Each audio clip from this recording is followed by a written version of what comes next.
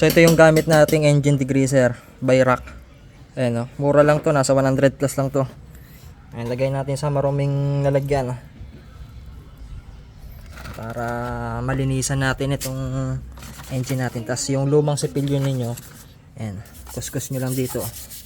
O diba? Tapos tsaka nyo iwasing mamaya. O diba, nakatanggal yung mga putik-putik.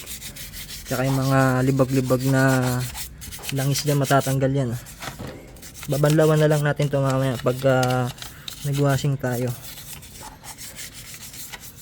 diba? Baka sabihin ninyo hindi siya legit ano, mga panglinis talaga.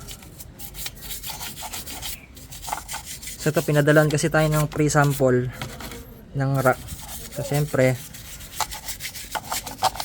ayoko naman nagpo-promote ng ikakaya ko, sabihin hindi legit, diba?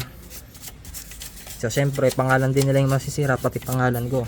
Pero ito talaga may napatunayan na sa paglinis ng mga makina, mga singit-singit dyan, mga tumatagas na langis, kayang-kayang linisan yan, diba?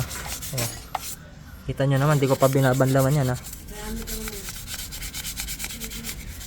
ayos, panalo. Engine degreaser by Rock.